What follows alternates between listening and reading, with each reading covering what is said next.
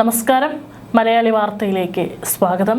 പിണറായി സർക്കാരിൻ്റെ ഭരണം സാമ്പത്തിക ധൂർത്തിൻ്റെ പര്യായമായി മാറിയിരിക്കുന്നു.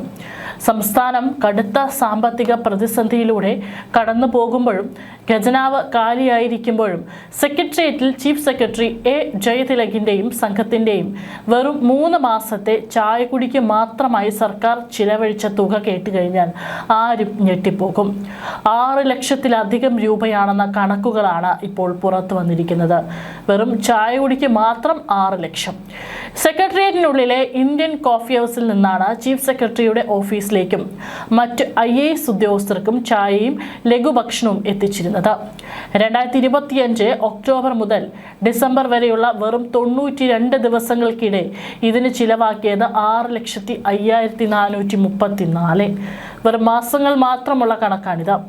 അവധി ദിനങ്ങൾ ഒഴിവാക്കിയാൽ 72 പ്രവൃത്തി ദിനങ്ങളിൽ ഓരോ ദിവസവും ശരാശരി 8,400 രൂപയുടെ ചായയും പലഹാരവുമാണ് ഈ ഉദ്യോഗസ്ഥർ ഭക്ഷിച്ചത്. ജനങ്ങളിൽ വലിയൊരു വിഭാഗത്തിൻ്റെ ഒരു മാസത്തെ ശമ്പളമാണ് ഇക്കൂട്ടർ ഒരു ദിവസം ചായ കുടിക്കാൻ മാത്രമായി പൊടിച്ചു കളയുന്നത് എന്നർത്ഥം. ഇത് തുടരുകയുമാണ്.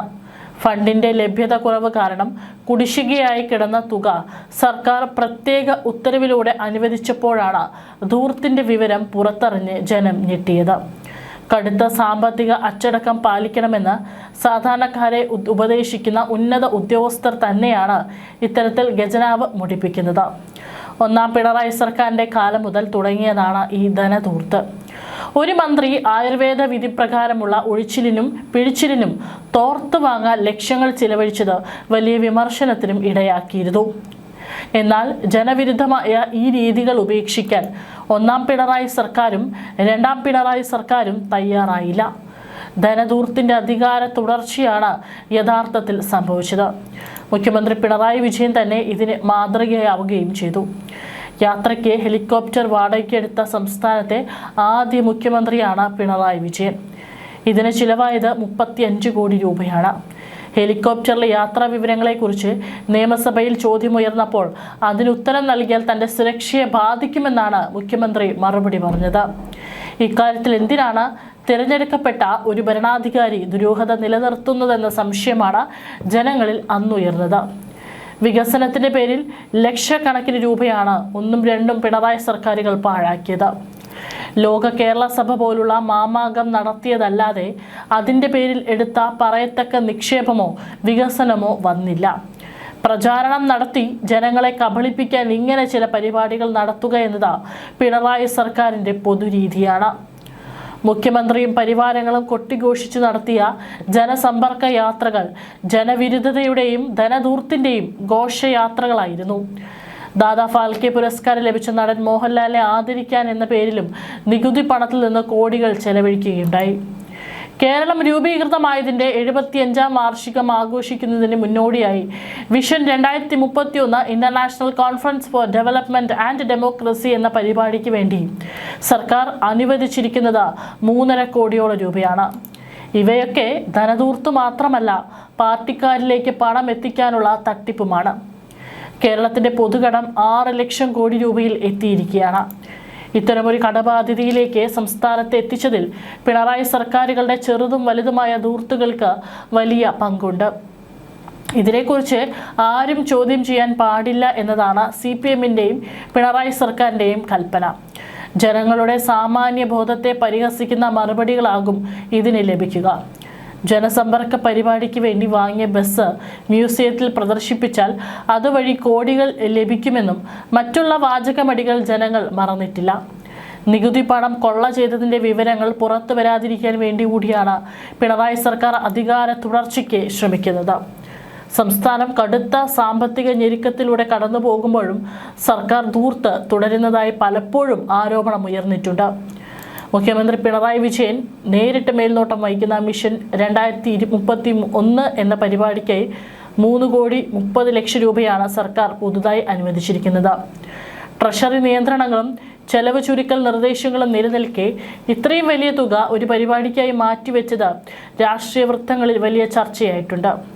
വരാനിരിക്കുന്ന തെരഞ്ഞെടുപ്പ് മുന്നിൽ കണ്ടുകൊണ്ടുള്ള വമ്പൻ PR പ്രവർത്തനത്തിന്റെ ഭാഗമായാണ് ഈ പരിപാടി സംഘടിപ്പിക്കുന്നതെന്നാണ് ഉയരുന്ന പ്രധാന വിമർശനം. ലോക കേരള സഭ ഉൾപ്പെടെയുള്ള പരിപാടികൾക്കായി കോടികൾ ചിലവാക്കിയതിനെതിരെ നേരത്തെ തന്നെ വലിയ പ്രതിഷേധം ഉയർന്നിരുന്നു. ഇതിന് പിന്നാലെയാണ് വികസന രേഖ എന്ന പേരിൽ പുതിയ പരിപാടിക്കായി കോടികൾ ഒഴുക്കാൻ സർക്കാർ തയ്യാറെടുക്കുന്നത്. ക്ഷേമ പെൻഷനുകളും ശമ്പള പരിഷ്കരണ കുടിശ്ശികകളും നൽകാൻ പണമില്ലെന്ന് പറയുന്ന സർക്കാർ ആഡംബര പരിപാടികൾക്കായി പണം കണ്ടെത്തുന്നത് ജനങ്ങളോടുള്ള വെല്ലുവിളിയാണെന്ന് പ്രതിപക്ഷം ആരോപിക്കുന്നു. സാധാരണക്കാർക്ക് അവശ്യ സേവനങ്ങൾ ലഭിക്കാൻ പ്രയാസപ്പെടുമ്പോൾ സർക്കാരിൻ്റെ പ്രതിച്ഛായ വർദ്ധിപ്പിക്കാൻ പൊതുമുതൽ ഉപയോഗിക്കുന്നതിനെതിരെ ശക്തമായ പ്രക്ഷോഭത്തിനൊരുങ്ങുകയാണ് UDF. ഇനിയിപ്പോൾ തെരഞ്ഞെടുപ്പാണ്. അപ്പോൾ ഈ പറയുന്ന ഇരട്ടിയിലധികം പണമാണ് ഖജനാവിൽ നിന്ന് ഇനി പൊടിപൊടിക്കാൻ പോകുന്നത്. ഇതിനിടയിൽ പലപ്പോഴും ക്ലിഫ് ഹൗസ് അടക്കം വിവാദങ്ങളിൽ പെട്ടിരുന്നു. ക്ലിഫ് ഹൗസിൽ ലിഫ്റ്റ് നിർമ്മിക്കാനും തൊഴുത്ത് നിർമ്മിക്കാനും മറ്റുമായിട്ട് ചിലവഴിച്ചത് കോടികളാണ്. ഈ കണക്കൊക്കെ എവിടെ കൊണ്ടുപോയി തള്ളും എന്നുള്ളതാണ് ചോദ്യം. സാധാരണക്കാർ കൃത്യമായി പെൻഷൻ ലഭിക്കാതെ നമുക്കറിയാം പ്രായമായിട്ടുള്ള അമ്മമാരടക്കം തെരുവുകളിൽ ഇറങ്ങി പ്രതിഷേധിക്കുന്നു. വേതനം ഒരു അല്പമെങ്കിലും കൂട്ടി ചോദിച്ചുകൊണ്ട് ആശാ വർക്കർമാർ അവിടെ സാധാരണക്കാരായിട്ടുള്ള അമ്മമാരും സഹോദരിമാരും റോഡിൽ തെരുവിൽ കിടന്ന് സമരം ചെയ്യുന്നു. ഇതൊക്കെ കാണാതെ കണ്ണടച്ച് അപ്പോൾ തങ്ങളുടെ ഖജനാവിൽ പണമില്ലെന്ന് പറയുന്ന കൈമലർത്തി കാണിക്കുന്ന അതേ പിണറായി സർക്കാർ തന്നെയാണ് ഇപ്പുറത്ത് കോടികൾ ചിലവഴിക്കുന്നത്. ഇതിൽ നിന്നൊക്കെ ഒന്ന് പിശുക്കി നൽകി കഴിഞ്ഞാൽ ഈ സാധാരണക്കാർക്ക് എത്രത്തോളം ഉപകാരപ്പെടും എന്നുള്ളതാണ്. ഏതായാലും ഏറ്റവും ഒടുവിൽ വിവാദമായിരിക്കുന്നത് ചീഫ് സെക്രട്ടറിയുടെയും കൂട്ടരുടെയും ഈ ഒരു ചായ കൂടിയാണ്. 6 ലക്ഷം രൂപയ്ക്കാണ് ചായ കുടിച്ചിരിക്കുന്നത്. ഇതുപോലൊരു ചായക്കണക്ക് മുൻപാരും കേട്ടിട്ടുണ്ടാവില്ല. ഇതിനെല്ലാം ഒത്താശ നൽകുന്നത് ഈ സർക്കാർ തന്നെയാണ്. ഏതായാലും ജനങ്ങൾ വീണ്ടും ഒരു തെരഞ്ഞെടുപ്പ് അടുക്കുന്ന വേളയിൽ കൃത്യമായി ചിന്തിച്ച് തന്നെ വോട്ട് ചെയ്യുക. ആർക്കാണ് തങ്ങളുടെ വോട്ട് രേഖപ്പെടുത്തേണ്ടത്? ഈ 10 വർഷത്തെ ഭരണകാലയളവിൽ എന്തൊക്കെ ജനങ്ങൾക്ക് ഉപകാരപ്രദമായിട്ടുള്ളത് ഈ സർക്കാർ ചെയ്തു എന്ന് വിലയിരുത്തേണ്ട സമയമാണ്. തീർച്ചയായിട്ടും ഇത്തരത്തിലുള്ള ധൂർത്തല്ല നമുക്ക് വേണ്ടത്. ഒരു ഭരണാധികാരി എന്ന് പറയുമ്പോൾ ആ ഭരണാധികാരിക്ക് സുഖലോലുപമായിട്ടുള്ള ജീവിത രീതിയല്ല ഒരിക്കലും വേണ്ടത്. സാധാരണക്കാരായിട്ടുള്ള ജനങ്ങളെ സേവിക്കാൻ വേണ്ടിയിട്ടാണ് ജനങ്ങൾ ഒരു ഭരണാധികാരിയെ തിരഞ്ഞെടുക്കുന്നത്. ആ ഭരണാധികാരി തന്നെ ഇത്തരത്തിൽ തൻ്റെ കീഴിൽ നടക്കുന്ന ഈ ധൂർത്തിന് നേരെ കണ്ണടയ്ക്കുകയും ആ ധൂർത്തിൽ താനും പങ്കാളിയാകുകയും ചെയ്യുമ്പോൾ ജനങ്ങൾ ഒന്നോർക്കുക, ഇതൊക്കെ തന്നെ സാധാരണക്കാരായിട്ടുള്ള ആളുകളുടെ അധ്വാനത്തിൻ്റെ പണമാണ് എന്നുള്ളത്. ഇതൊരു തരത്തിലും അനുവദിച്ചുകൂടാ.